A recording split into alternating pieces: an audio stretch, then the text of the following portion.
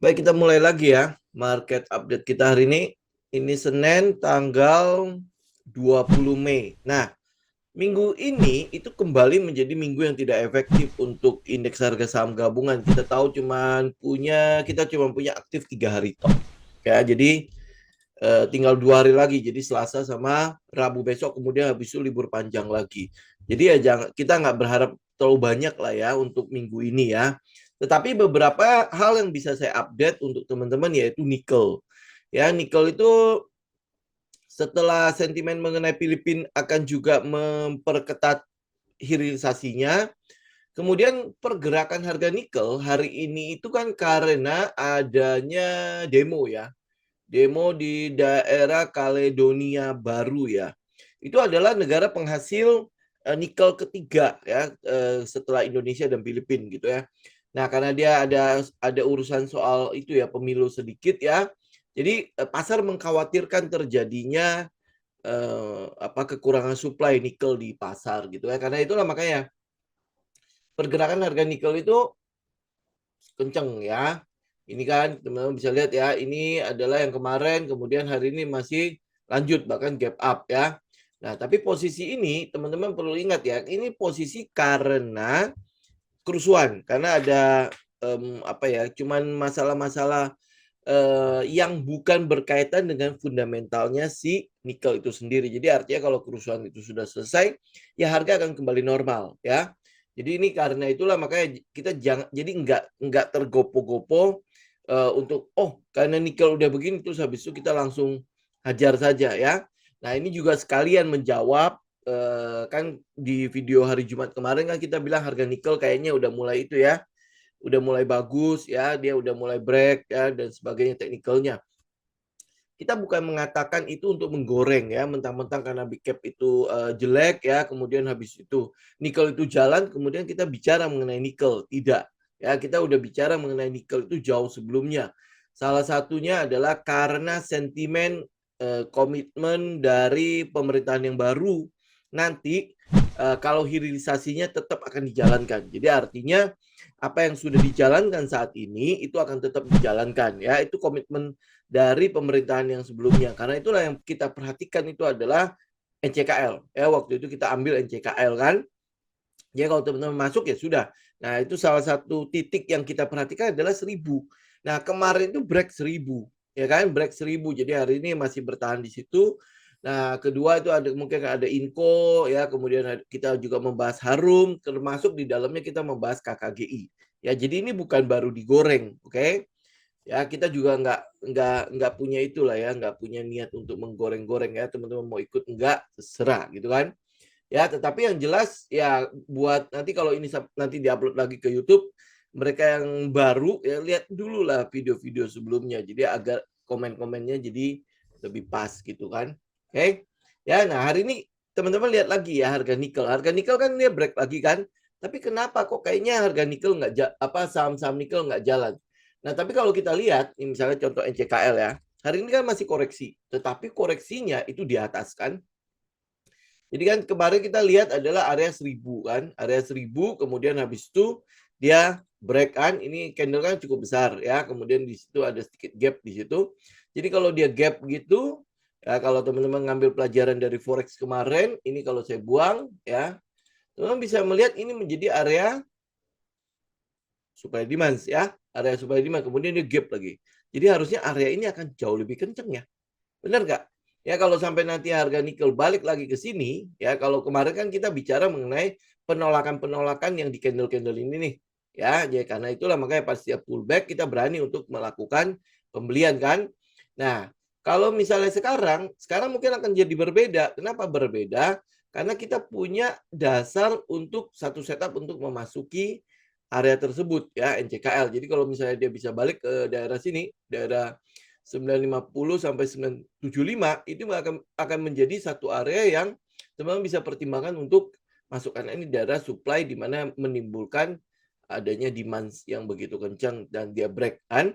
Ya, posisi sekarang itu dia break ya itu datang dari sini. Ya, datang dari area ini nih. Area 955 sampai 975.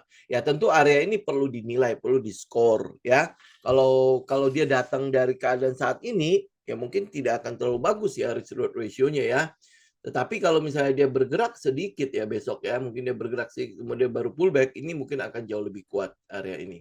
Ya 955 sama 975. Oke. Ya kemudian kalau teman-teman lihat Inco, hari ini kan dia masih bergerak ya Inco ya. Ya Inco ini masih dua, mungkin nanti besok masih akan ada kenaikan lagi sampai ke area sini. Sampai ke berapa? 5.500, 5.600 sampai 5.800. Ini pergerakannya merespon harga nikel. Nah, sekali lagi ya, itu harga nikel belum stabil-stabil sekali, ya, belum stabil sekali. Kalau kita lihat sentimen yang mungkin akan mempengaruhi fundamentalnya nikel itu adalah dari hilirisasinya Indonesia dan dari hilirisasinya Filipina. Ya, nah kalau yang di Kaledonia itu kan ya tergantung dari ini ya, keributan yang ada di Kaledonia itu kelarnya berapa lama. Ya kalau dia kelarnya lebih lama, ya mungkin itu akan mempengaruhi harga atau supply nikel yang ada di pasaran. Tapi kalau dia ternyata akhirnya terkendali dan sebagainya gitu kan. Nah, itu akan jadi sentimen yang cuma sementara saja ya. Jadi karena itulah makanya fokus kita pada dua sentimen ini, hilirisasi Indonesia sama hilirisasi yang sedang dilakukan di Filipina ya. Oke. Nah, kemudian hari ini yang bergerak apa? Yang bergerak adalah harga minyak ya, harga minyak. Saya nggak menggoreng emiten-emiten minyak, tapi teman-teman kalau yang ikut yang kelas forex kemarin, kita melihat memang peluang harga minyak untuk naik kembali ke sekitar 80 sampai 82 itu ada. Kan kita udah pernah bahas ya di kelas kemarin ya. Itu ada peluang untuk dia balik kembali. Jadi kalau lihat dari technical daily-nya, ini kan ada sedikit gap di sana ya. Ini ya, jadi peluangnya balik ke daerah sekitar ini. Oke, nah jadi kalau misalnya minyak ada peluang, ya ada peluang, kemudian habis itu sekarang harga minyak setelah dia naik, ini kalau saya ambil weekly aja ya, teman-teman lihat ya, kalau saya ambil weekly, teman-teman bisa lihat ya, pergerakan harga minyak ini kan sebenarnya adalah pergerakan sideways-nya dia di daerah sini. Udah saya pakai ini aja ya. Ini adalah daerah sideways-nya. Oke. Keluarin dulu gitunya. Nah, teman-teman bisa lihat ya, ini adalah daerah yang mau kita perhatikan ini. Ini kenapa kita memperhatikan daerah ini? Ini kan adalah daerah setelah dia naik, kemudian habis itu dia turun, kemudian dia istirahat di situ. Ya, ini weekly ya, weekly time frame-nya weekly ya. Saya pindah ke daily deh. Nih, kalau teman-teman lihat daily, ya, karena teman-teman akan mulai menyadari bahwa daerah sini dia udah bergerak di daerah situ sudah cukup lama ya, sejak November 2022 sampai hari ini dia bergerak di situ itu udah cukup lama. Nah, apa artinya ini? Kalau dari hukum supply dan demand itu artinya harga itu antara seller dan buyer itu ketemu, ya. Antara buyer dan seller itu ketemu. Jadi makanya mereka terus bertukar barang di situ. Nah, pertukaran barang ini bisa kita artikan dua hal. Satu, ini masih fase redistribusi. Jadi fase dia turun, nanti buat turun lagi. Atau yang kedua adalah fase di mana ini akumulasi kembali. Ya, jadi dia akan akumulasi kembali untuk kembali naik. Nah, untuk bisa tahu dia akan akumulasi atau redistribusi, ya, maka kita lihat sentimen yang ada di pasar. Apa sih yang sedang apa yang terjadi di pasar, apa yang terjadi di global. Hal yang mempengaruhi pergerakan harga minyak itu adalah kegiatan ekonomi. Oke, hal yang mempengaruhi minyak itu salah satunya adalah kegiatan ekonomi. Nah, kegiatan ekonomi secara global itu seperti apa? Ya, teman-teman mungkin lihat beberapa negara lah. Satu adalah China, karena dia adalah pengkonsumsi bahan bakar terbesar saat ini, ya karena besarnya ekonomi. Yang kedua itu adalah India. Ya, bagaimana geliat ekonomi mereka? Ya, itu satu. Jadi pergerakan roda ekonomi seperti apa? Jadi kalau roda ekonomi masih berputar bahkan tambah kenceng, ya berarti kan ini peluang untuk dia breakout ke atas. Ini menjadi daerah akumulasi itu sangat besar ya. Hal yang kedua adalah teman-teman harus lihat adalah produsen-produsen minyak. ya produsen-produsen minyak yang tergabung dari OPEC ya. Nah, OPEC ini ada kebijakan apa enggak ya yang sehingga mendasari akan ada supply dan demand yang jomplang. Ya, nah contoh misalnya pemangkasan jumlah suplainya ya. Jadi dia pangkas nih jumlah yang ditarik dari bumi ya untuk dijual. Nah, dia kalau ada pemangkasan produksi lagi ya, kemudian habis itu kita lihat kegiatan ekonominya cenderung meningkat ya. Jadi ini pasti akan meningkatkan harga minyak. Kenapa? Supply dan demand kemungkinan akan jomplang kan ya. Itu yang kedua ya, soal kebijakan dari ya penghasil produsen-produsen minyak. Yang ketiga adalah soal adanya ketegangan geopolitik ya di daerah penghasil minyak itu sendiri.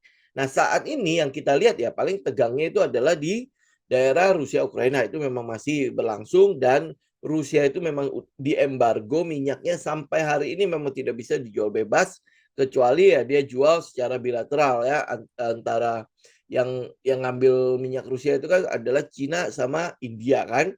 Ya itu yang paling gede. Nah, kemudian ketengahan antara Israel sama kalau Israel Palestina nggak ada masalah ya. Kenapa? Karena tidak melibatkan komoditas minyak. Tapi kalau dia meluas ke Iran ya, karena baru-baru ini kita tahu Presiden Iran dalam kunjungannya pulang helikopter terus jatuh kan ya, dan kabarnya itu meninggal ya. Nah, ini berkeliaran banyak sekali spekulasi kalau ini disabotase lah dan lain sebagainya. Nah, kita belum tahu reaksinya seperti apa. Apakah benar itu disabotase dan lain sebagainya? Kalau sampai iya ya, atau respon dari Iran itu ternyata menanggapi berita itu ya cukup ini ya, ini teman-teman mungkin akan lihat ada ketegangan baru yang terjadi di sana. Tapi ini kita tinggal ikutin ya. Jadi respon harga minyak secara teknikal kita lihat memang dia berhenti sejenak lah ya. Di daerah ini berapa nih harganya? Sekitar 77 sampai ke sekitar 80 ya. Nah, teman-teman bisa lihat ya, pergerakan dia berhenti di sana.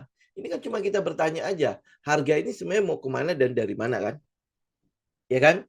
Ya. Nah, kalau dia berhenti, artinya sedang ada bargain lagi nih antara seller sama buyernya si yang harga minyak ini, siapa yang menang kira-kira? Ya, siapa yang menang? Kalau teman-teman hanya melihat daerah sini saja, ya daerah ini saja kita ngelihat banyak sekali penolakan. Ya, banyak sekali penolakan. Ini secara teknikal aja ya, kita bisa ngelihat shadow di bawah ya.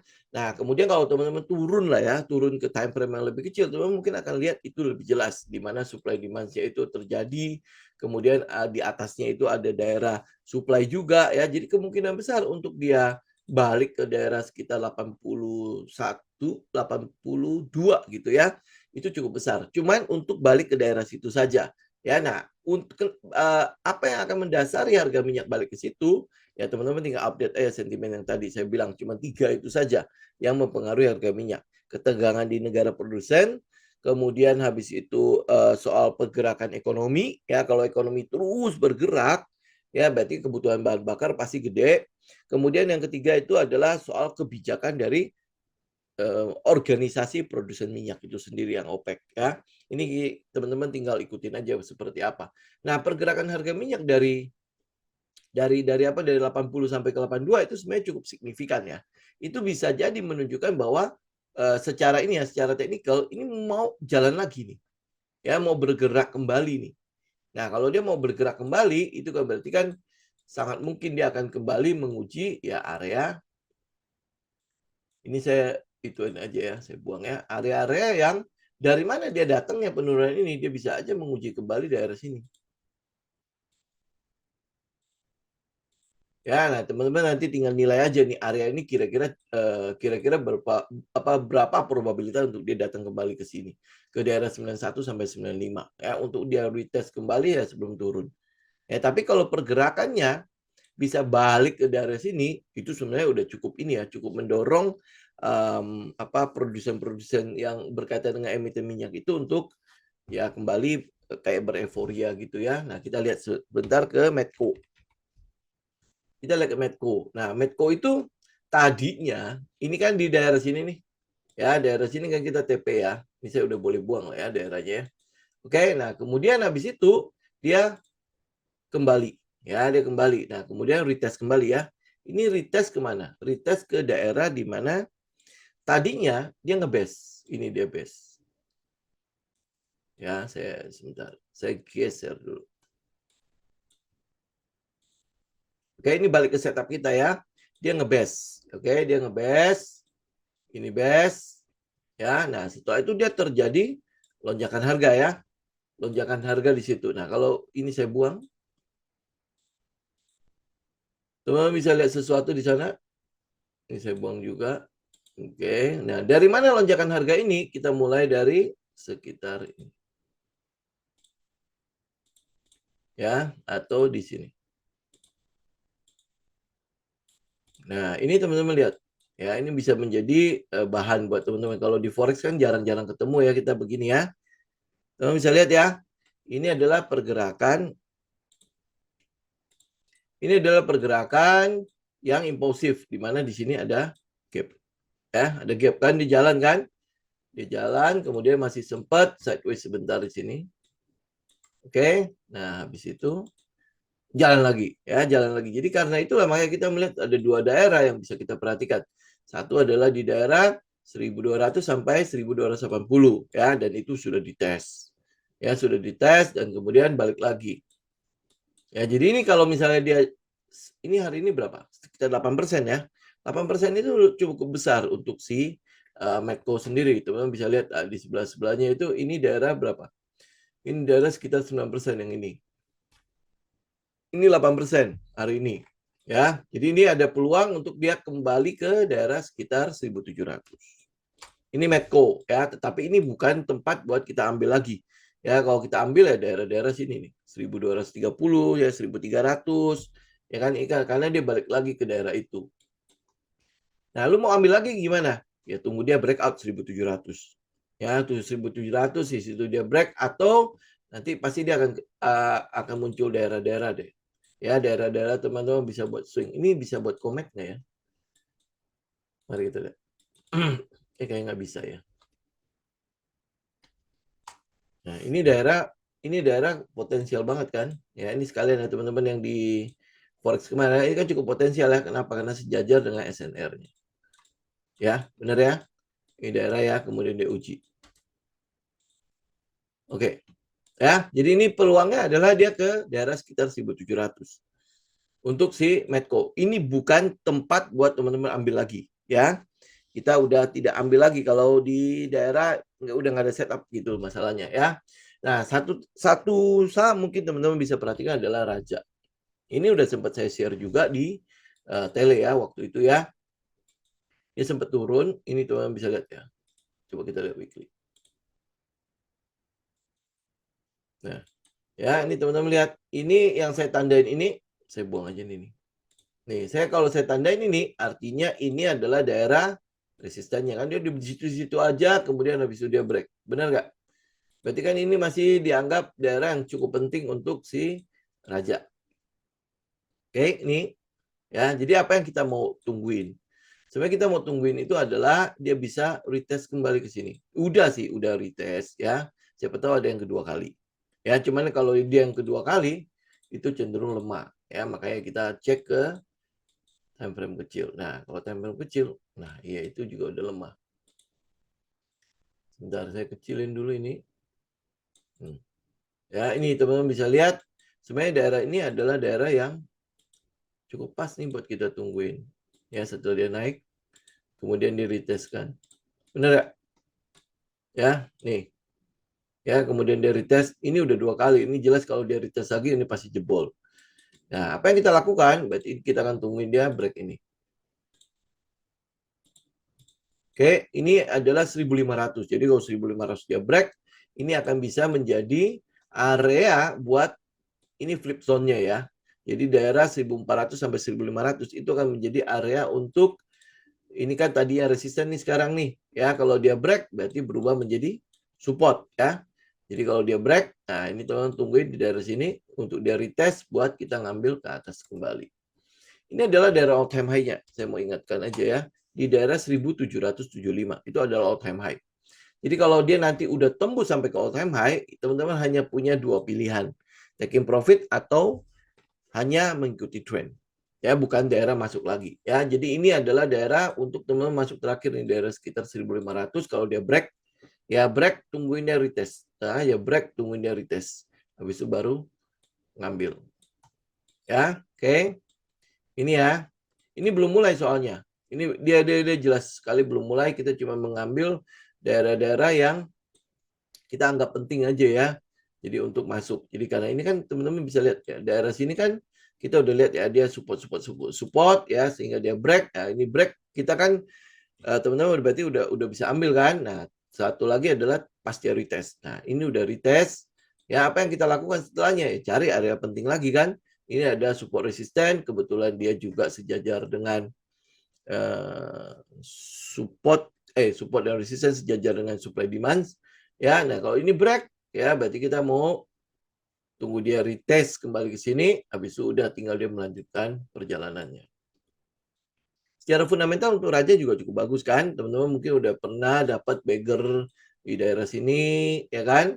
Nah kemudian dia reakumulasi, dia break kembali, ya berarti kan ini bisa jadi base selanjutnya nih untuk pergerakan ke atasnya ya. Nah, kalau dia sampai udah all time high ya berarti udah sky's the limit ya. Jadi peluang terakhir buat kita masuk itu daerah sini.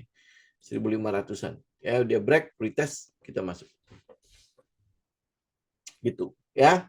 Nah, yang lain-lain hampir boleh dibilang kita nggak melihat ada sebuah trend ya, paling yang emas ya. Cuman emas itu kan masih tergantung banget hari Jumat nih. Jumat itu kan nanti akan ada pidato ya, the Fed Minutes ya. Jumat ini akan ada the Fed Minutes.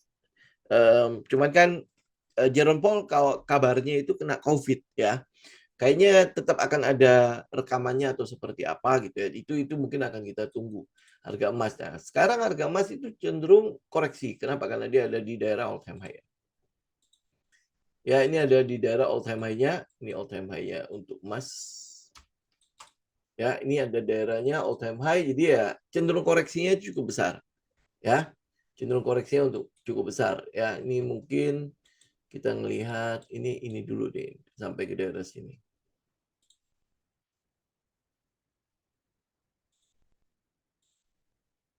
Ya, ini jangan lupa loh ya teman-teman ya. Kita kan ada satu posisi di situ, yang 1/2 kan udah kelar ya.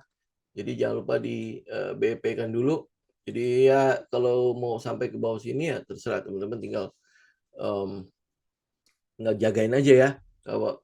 Kalau apa namanya, kalau nggak mau jagain ya minimal BP-in dulu aja yang 1/3, tinggal tunggu TP aja sih. Ya, oke. Sampai sini aja teman-teman. Saya mungkin nggak akan itu terlalu banyak. Kenapa? Karena ya sama, minggu ini kan sangat tidak efektif ya. Ya, kalau misalnya kita ngambil sesuatu yang baru kayaknya juga tidak terlalu bijaksana ya. Ya, jadi kita akan nunggu minggu depan aja. Minggu depan kan ambil boleh yang full minggu lagi kan. Nah, bulan Juli kelihatannya tidak terlalu banyak libur.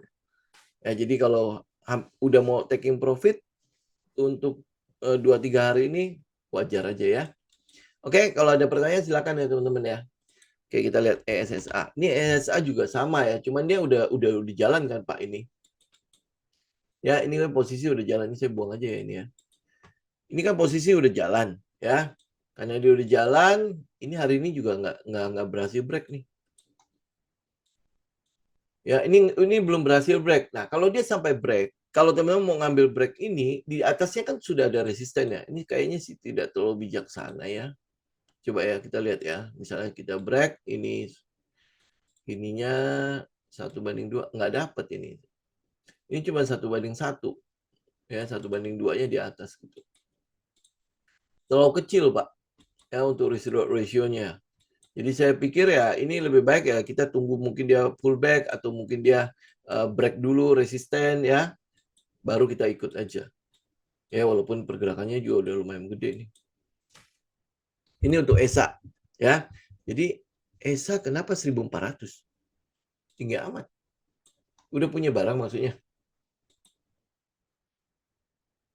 1.400, 1.600. Ini satu-satu dulu Pak. Ini 916 itu dia jebol dulu. Nah, 916 dia jebol dulu ya. Kalau dia udah jebol ikutin dulu sampai ke 1130. Jadi nggak serta-merta langsung ke atas ini sih. Ya jadi ya satu-satu dulu lah kita ikutin, Pak. Ya kalau ini dia dapat ya teman-teman tinggal tinggal geser trailing stopnya aja kan ya. Nah, ini terus ini 1250, 1400, 1600. Ya, ini dia kan jualan amoniak kan. Ya, ikutin aja pergerakan amoniaknya. Oke, terus habis itu DKFT. DKFT ini kan kemarin kita udah bahas kalau nggak salah ya, Bu ya. Kalau memang masih ada masih ada yang leader, ambil leadernya dulu aja. Ya, ambil leadernya aja dulu kalau masih ada yang leader, ya. Nah, kalau dia leadernya udah habis, nah baru kita mulai lihat yang underdog begini, ya. Oke. Kemudian DKFT ini selalu ingat ya, ini saham murah, ya, murah tapi pergerakannya juga luar biasa. Oke, ya, ini cuma buat DKFT, cuma hanya seperti itu aja. Kalau market leader-nya masih ada, misalnya kayak NCKL, Harum, terus Inco, ya, mungkin kayak apa? Ya udahlah, saya sebut aja kayak Antam gitu ya. Ya udah lebih baik ambil itu dulu gitu ya. Nah, kalau misalnya yang market leader-nya kayaknya udah selesai ya, mungkin lihat misalnya ke KKGI, ke NICL, termasuk DKFT gitu ya. Ini baru lari ke situ. Memang iya, saya tahu kok ini harganya murah banget ya. Kalau ngambil kan berasa gitu loh, naiknya juga berasa kan. Setiap satu tiknya itu kan 1% lebih kan, ya. Memang berasa iya. Cuman kalau misalnya masih bisa kita ambil yang fundamental lebih baik, kita ambil aja dulu fundamental yang lebih baik gitu. Oh ya, kita masih ada beberapa saham yang juga teman-teman bisa perhatikan ya, kayak misalnya contoh kayak JPFA ya. JPFA itu kan masih ngikutin tren ya. Ini sekalian lah saya mention aja biar nanti dia jalan lagi nanti dibilang itu kan. Ya, ini kan masih sesuai tren ya. Dia udah breakout, dia masih di atas itu kan. Ya kalau dia ngebase di situ mah jauh lebih baik daripada dia langsung naik ya. Kalau dia langsung naik ya tinggal siap-siap TP aja gitu. Ya tapi kalau dia bisa ngebase di situ akan lebih baik. Ini kayak JPFA kita tetap akan menantikan pergerakan selanjutnya kan. Kayak misalnya CKL juga. Ini bukan berarti hari ini dia merah, oh dia berarti udah selesai enggak ya.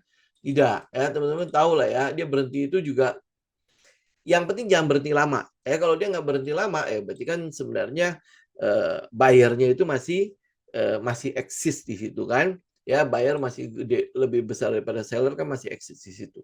Ya kecuali kalau dia berhenti udah kelamaan. Kalau udah kelamaan, ya berarti harga udah seimbang kan. Buyer sama sellernya udah seimbang, ya buat apa lagi kita kejar gitu kan. Ya kemungkinan besar dia akan lebih lama gitu. Ya. Nah, Raja udah kita bahas, berarti si Pak Re baru datang. Oh, udah TP ya? Masih udah 1/3 udah selesai. Oh ya udah. Ya, berarti hari ini kita dapat berapa ya? Satu Aude yang 1/3 juga udah TP belum ya? Ya, Aude Gold sih lumayan lah kalau bisa TP. Saya masih ada satu posisi lagi tungguin sampai ke bawah. Nggak tahu. Nanti kita tes ya. Bisa nggak ya sampai ke bawah ya? Maruk sih soal. Ya, oke. Terus habis itu apa tadi? Bumi. Nah, oke ya. Soal bumi. Bumi itu kemarin berapa ya? Antara di bawah 190 berapa? Oh iya benar-benar. Ya, ini bumi nih. Ini bumi teman-teman perhatikan. Kalau bumi ini berapa? 1, 2, 3, 4, 5. Oke lah ya. Ini walaupun shadow-nya baik banget ya. Oke ya, nggak apa-apa lah kita coba lihat ya. Ini teman-teman lihat ya, ini bumi ya. Ini dia kan cuma baru berhenti di situ. Ya, baru berhenti di situ. Ini teman-teman nanti mungkin dia akan ada spring kayaknya. Oke, ini perhatikan ya, ini si bumi ya. Oke, nah bumi itu ada kuasi. Ya, kuasi itu adalah adjustment atau penyesuaian yang dilakukan pada laporan keuangan mereka. Jadi ada apa namanya? Aduh, ngomongnya apa ya? Pokoknya ada utang-utang yang tadinya udah di-convert dan lain sebagainya itu akan dihapus bukukan ya. Ya mungkin bahasanya seperti itulah ya. Saya nggak tahu bahasa kerennya seperti apa, tapi ya kurang lebih itu kuasi ya. Kayaknya grup Bakri itu sedang mencoba untuk mengkotak-atik ini agar laporan keuangan jadi bagus. Nah, pada saat laporan keuangan kalau bagus, ya, maksudnya jadi indah, jadi cakep, dan kemudian di kuartal ini kelihatannya sih si Bumi untung ya, kemungkinan besar si Bumi akan ada pembagian dividen. Itu yang sedang dinantikan oleh, ya, BNBR juga ada kuasi, ya. Nggak tahu nanti akhirnya dia nanti pakai LTI segala macam semua dikuasiin nggak ya. Nah, kalau dia sampai kalkulasinya itu ya jadi, kemudian habis itu teman-teman lihat laporan keuangannya pasti bagus. Ya, nah kalau dia bagus itu akan ada pembagian dividen. Nah, kalau ada pembagian dividen, harapan market ini ngomong kita lah ya, harapan pada retail adalah bahwa dia mulai membaik. Ya, dia mulai membaik. Nah, kemudian kalau kita lihat dari harga batubara itu kelihatan udah mulai stabil. Ya, udah mulai stabil. Nah, ini yang juga akan dinanti. Nah, karena itulah teman-teman tinggal nantikan di daerah sini. Di daerah 84 sampai 88. Ya, atau daerah sini. Ya, daerah sini. 91 sampai 95. Ya, ini jadi teman-teman ini adalah area yang teman-teman tungguin. Ya, dia bisa aja nanti dia kayak spring gitu. Ya, ini sudah 1 2 3 4. Ini sudah 4 hari nih. Ya, kita nggak tahu 2 hari ke depan itu akan jadi seperti apa. Ya, karena itu udah masuk hari ke-6 ya. Untuk si Bumi ya, 2 hari ke depan itu akan seperti apa. Saya pikir ya 2 hari ke depan mungkin dia masih akan di sini-sini aja. Karena setelahnya kan libur. Ya, jadi nggak akan terlalu banyak kegiatan di market lah ya. Nah, teman-teman tungguin ya daerah kalau seandainya dia bisa kayak spring gitu, spring pek gitu ya, terus habis itu dia mulai meninggalkan area sini. Jadi kita mau lihat itu adalah buyer di sini, ini yang beli-beli di sini nih, bayar daerah sini itu masih nongol nggak, masih ada nggak di situ, ya masih ada nggak di daerah sini, ya sehingga kembali mendorong pergerakan harga lagi. Karena apa? Karena dia ini menciptakan ketidakseimbangan yang di sini. Ada imbalance di situ ya, orang bilang UFO, imbalance, inefficient, ya pokoknya segala macam itulah ya. Ya, nah sekarang ini kan dibalancekan, ya diseimbangkan. Karena itu memang begitu kan pergerakan harga. Ya, harga itu akan selalu bergerak seimbang. Jadi supply dan demand itu selalu akan ketemu. Begitu nggak ketemu, ya itu ada ketidakseimbangan di yang terjadi. Nah, harga itu selalu akan kembali menyeimbangkan itu. Nah, ini yang makanya kenapa 88 88 84 itu kita mau tunggu sama daerah sini. 91 95. Yang kita tunggu apa? Ya kuasi itu. Ya bagaimana hasil kuasinya. Ya kalau hasilnya bagus, ekspektasi kita ya kembali naik gitu. Ya, ini untuk si Bumi ya kurang lebih gitulah penjelasan. Oke, terus apalagi MTEK. MTEK memang masih ada yang menarik di MTEK. MTEK ini mungkin sentimen paling dekatnya itu adalah soal itu ya, video sama IPO ya. Sisanya itu hampir tidak ada. Ya, kemudian kalau kita lihat ini ambil ini deh ya. Ambil weekly. Nah, kita mau lihat kan area sini harusnya bisa menahan ya. Kita berharap yang begitu. Ya, area ini ya bisa menahan, tapi enggak kan? Lihat nggak? Itu udah jebol, kemudian memang dia bergerak kembali dengan cepat. Ya, dia memang bergerak kembali dengan cepat. Tetapi ya kita masih melihat adalah ini posisi downtrend. Ini posisi turun kan. Ya, menyeimbangkan kegiatan yang di sini kan. Ya, dia turun. Udah kan? Ini sebenarnya udah seimbang gitu ya. Tinggal sekarang dia mau lari kembali nggak? Ya, dia mau lari kembali nggak? Nah, kalau dia mau lari kembali, dia pasti akan ada apa? Setup set 1. Tapi ini kan kita nggak lihat ya, set satunya di mana. Ya ini kan nggak ada masalah. Jadi kalian saya boleh buang ini. Kita berharap mungkin set satunya daerah-daerah sini. Ya, tapi ini jebol nih. Nah, jebol berarti kan dia belum selesai dengan trendnya sendiri. Nah, kalau dia belum selesai dengan trendnya, tunggu aja. Ya, lebih baik tunggu aja. Tunggu dia benar-benar udah setnya sudah jelas. Ya, ini kan turun nih. Ya, posisinya turun kan. Berarti kan dia belum selesai dengan penurunannya. Gitu. Apakah ini spring? Ya, nanti kita lihat aja dulu. Gitu. Ya, jadi MTEK kayaknya tidak menarik-narik banget untuk kita ambil. Untuk saat ini ya. Gitu ya. Ini kan harusnya daerah set satunya kan. Tuh. Tidak terjadi kan, dia malah turun. Gitu. Oke. Ya, ini MTEK, Bukalapak kayaknya sih nggak ada apa-apa lah ya. Saya daripada Bukalapak mending Goto. Ya, benar ya. Nih, Bukalapak sama Goto. Tuh, ya. Saya malah lebih senang dengan Goto. Lihat nggak? Ya, dia ini kan turun, terus habis itu balik ke daerah sini. Ini.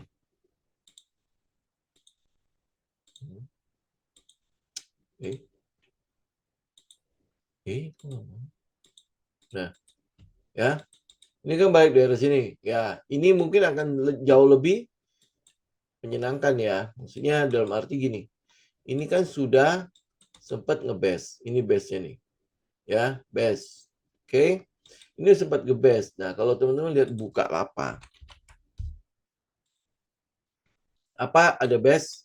Sempat dia ngebase di situ, tapi kan dia udah turun. Ya kan? Ya, nah jadi karena itulah makanya saya jauh lebih senang dengan Goto dibandingkan dengan si Bukalapak. Apalagi ada corporate action kan di Goto yaitu buyback. Ya, buyback. Terus habis itu satunya lagi apa ya dia ya? Ya selain buyback lah ya. Oke. Ya, nah V-shape dan hold itu cuma akan terjadi pada saat dia spring gitu, Pak. Ya, nah sekarang masalahnya kalau dia spring kan berarti harus turun di bawah situ. Ya, nih. Kalau ini saya cenderung melihat ya udah ini cuman yang ngebest aja. Mungkin nanti akan jadi ada money spot. Coba kita lihat. Iya, ya. Nah, kita mulai berharap ya semoga dia bikin money spot dari situ. Volumenya mulai ini MACD-nya kan udah oke kan? Ya, RSI juga udah oke. Ya, itu volume juga udah oke kan? Cuma tinggal mengecil aja volumenya. Kita berharap dia akan ada money spot di daerah sini. Gitu. Nah, kalau dia ada money spot, ya nggak saya nggak tahu teman-teman ya tinggal itu aja. Yang lihat kira-kira seperti apa peluang teman-teman ada di Goto. Tapi kalau saya, ya saya cicil sih. Ya cuma tinggal lihat money spotnya semakin terbentuk nggak. Kalau dia terbentuk, asik nih. Ya, ini adalah support yang tadinya support sekarang jadi resisten. Ya, berarti ini bisa jadi baru cuma retest doang. Ya, ini untuk si SCMA. Jadi ya kita lihat dulu lah. Karena sentimen untuk SCMA sama MTEK itu cuman paling dekat ini adalah video. Sedangkan untuk laporan keuangan, untuk yang lain-lainnya sebenarnya ya nggak ada apa-apanya sih soalnya. Ya, oke. Nah, terus KLBF. Nah, ini KLBF ini hati-hati. Kenapa? Karena ini berhubungan dengan nilai tukar. Ya, ini berhubungan dengan nilai tukar.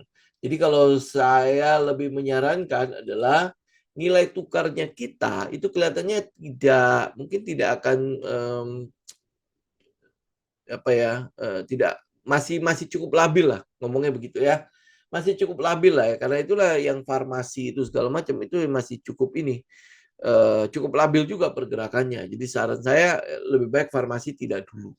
Yang berhubungan dengan ini ya import bahan baku dalam bentuk US dollar ya lebih baik jangan dulu. Kenapa? Karena pasti dia akan jauh lebih mahal gitu. Ya jadi ya ini kita bisa lihat ya ini kan masih turun ya. Kemudian kita kan berharap adalah dia minimal udah selesai turun gitu kan. Minimal kita berharap seperti itu. Jadi daerah sini itu bisa menahan pergerakan turunnya. Tapi kan ini enggak, dia malah turun ke bawah, tes ini. Nah, kalau ini sampai naik lagi nilai tukar, ini bisa jebol lagi. Nah, kalau jebol ya balik lagi sini. Ya, memang ada beberapa kegiatan lah ya, ada beberapa sentimen dari bidang kesehatan yang mulai kelihatan gejolaknya ya, terutama dari sisi COVID ya. COVID ya. Cuman saya nggak tahu kekuatan COVID ini masih berpengaruh nggak dari untuk pergerakan farmasi-farmasi ini. Ya, kayak di Singapura katanya ada gelombang yang mulai meningkat kan. Jerome Powell ya gubernur The Fed kena COVID juga kan. Cuman ya makanya kalau teman-teman lihat di lapangan ini kayaknya udah isu lama yang yang apa ya? Yang kehilangan powernya gitu ya kalau COVID ya. Nah, kalau itu kehilangan power ya kalau teman-teman lihat farmasi sekarang ya memang pengaruhnya ke nilai tukar. Ya kalau selama nilai tukar kita masih cukup tinggi ya berarti kan mereka juga susah untuk bersaing karena mereka harus apa namanya ya import bahan bakunya itu lumayan gede gitu loh di dalam US dollar. Ya karena itulah teman-teman lihat ya, ini ya. Ini kan udah pernah kita bahas juga kan daerah sini. Ya itu kan adalah sebuah gap. Ya, gap ini mungkin akan ditutup. Ya, gap itu akan ditutup. Nah, kalau daerah sini Bank Indonesia melakukan intervensi pasti jalan. Gitu pasti jalan, cuman ya mau berapa besar terus dilakukan intervensi ya. Nah kemudian nanti bulan Mei ini, makanya ini bulan hari Jumat ini kita mau lihat kira-kira reaksi Jerome Powell untuk The Fed itu kira-kira seperti apa. Apakah Juni atau Juli ini kemungkinan besar terjadi pemotongan suku bunga enggak? Ya, kalau terjadi pemotongan suku bunga, nah Bank Indonesia kan kemarin naikin suku bunga nih. Mungkin rupiah kita akan cenderung bertahan lah daerah level-level di antara 16.000 sampai 15.800 itu. Ya. Nah, tetapi kalau misalnya dia masih menunda kayaknya bulan Juni Juli itu tidak akan terjadi pemotongan suku bunga. Berarti kan September kan kita mesti tunggu kan. Nah, ini bisa jadi nanti dolarnya akan menguat kembali. Ya, dolar kalau menguat kembali ya berarti kan ada pelemahan pada rupiah. Ya, nah, kemudian beberapa faktor teman-teman bisa lihat ya ke di mana apa arah pasar. Ya, satu adalah safe haven-nya di emas sama Bitcoin itu masih naik loh. Emas hari ini kan sebenarnya dia udah break lagi kan, bikin all time high yang baru kan sebelum akhirnya turun ya. Kalau teman-teman lihat di time frame 5 menit emas ya, makanya kenapa kita bisa trading di situ. Ya kemudian habis itu teman-teman lihat Bitcoin.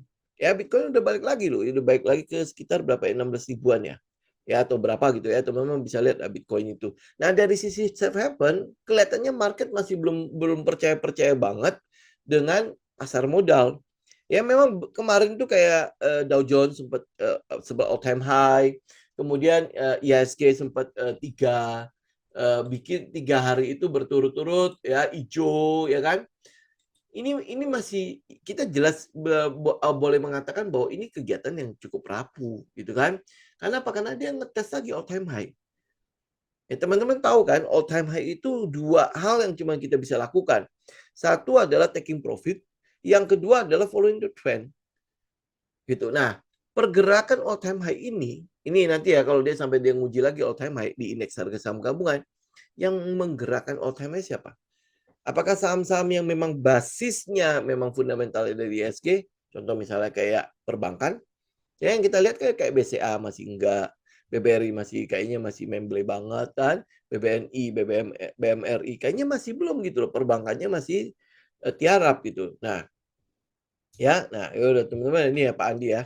Yang akhirnya menggerakkan kan brand Aman, Cuan, TPIA, Petrosea, terus apalagi ada lagi kalau nggak salah um, ya intinya itu saham-saham PP lah. Cuma saham untuk sektor tertentu tidak merata di semua sektor menggerakkan indeks harga saham gabungan. Jadi ya kalau teman-teman mau lihat euforia di indeks harga saham nggak ada. Ya, nah pergerakan indeks cuma tergantung dari beberapa saham itu saja. Bagaimana lu mau menilai kalau ini adalah pergerakan yang sustain atau yang stabil untuk naik ke atas?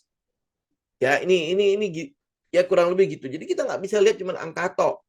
Oh iya, indeks harga saham gabungan sempat capai berapa hari ini? 7.373. Nggak bisa cuma lihat angka doang. Teman-teman harus bisa bedah dalamnya. Ini pergerakan 3 candle ini kenapa? Ya ternyata cuma menggerakkannya beberapa sektor, bahkan kemarin itu sampai PANI juga ikutan jalan kan, ya. Tapi dia nggak merata. Nah kalau lu mau lihat ada pergerakan yang benar-benar stabil, memang dia harus merata di semua sektor memang jalan, gitu. Itu yang disebut sebagai indeks saling mengkonfirmasi, gitu. Jadi kalau ini adalah pergerakan indeks harga saham gabungan yang stabil, semua sektor itu bergerak. Nah apakah semua sektor bergerak? Ya enggak ya, kita enggak lihat itu kan. Yang kita harapkan adalah setelah ini saham PP ini jalan, ya mungkin dia akan menggerakkan saham-saham yang berhubungan dengan logam atau saham-saham komoditas, ya kan? Nah, tetapi yang kita lihat itu ya mungkin yang baru akan bergerak itu nikel, ya. Yang bergerak kedua itu yang tembaga. Tapi itu pun pergerakan yang kita lihat kayak Aman Mineral juga itu all time high masalahnya. Nah, ini mau naik seberapa tinggi?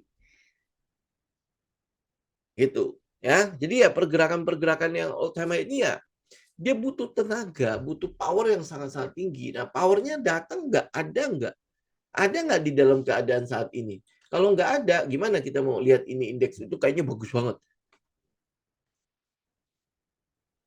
Gitu ya. Nah, itu satu. Yang kedua, kalau teman-teman tahu indeks itu kalau euforia, lu tutup mata lu bisa menang. Lu mau pilih saham apapun jadi. Tapi ini kan tidak. Ya kan? Tidak.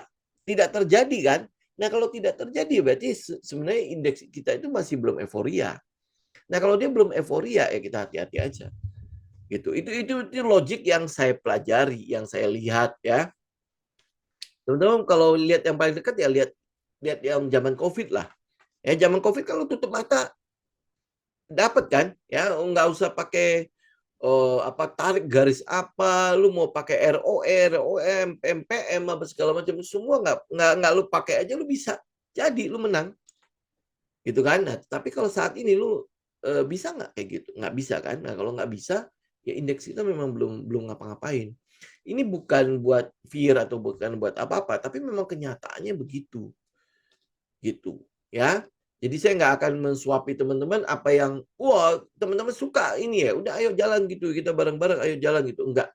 Memang kenyataannya tidak ada apa-apanya.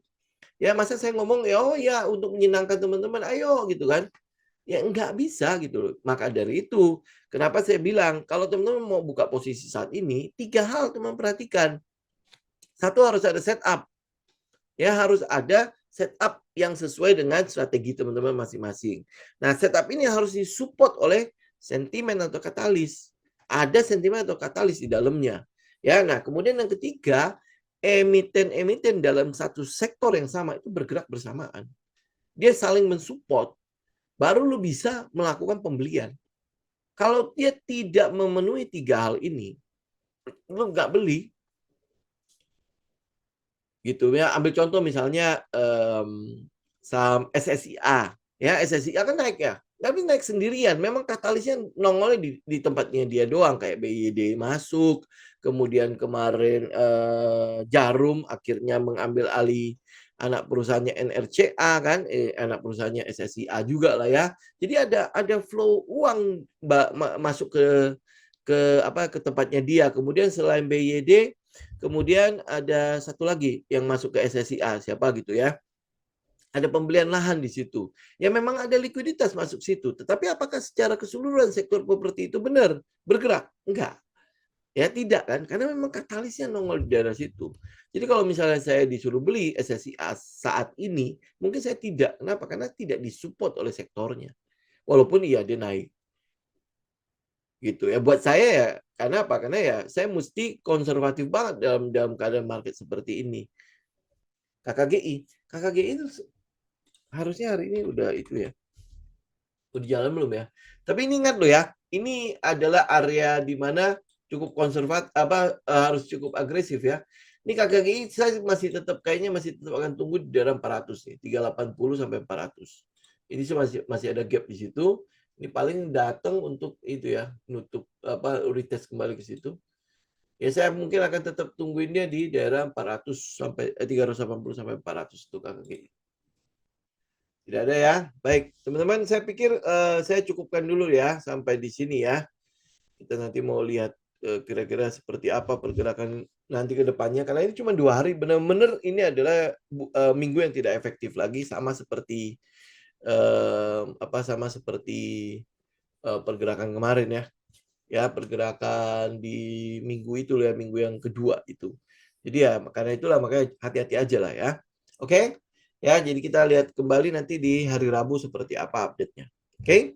Thank you semuanya untuk waktunya. Semoga bermanfaat. Jangan lupa dianalisa ulang ya. Kita ketemu hari Rabu mendatang. Oke, God bless semua. Thank you. Saya Jim pamit. Thank you.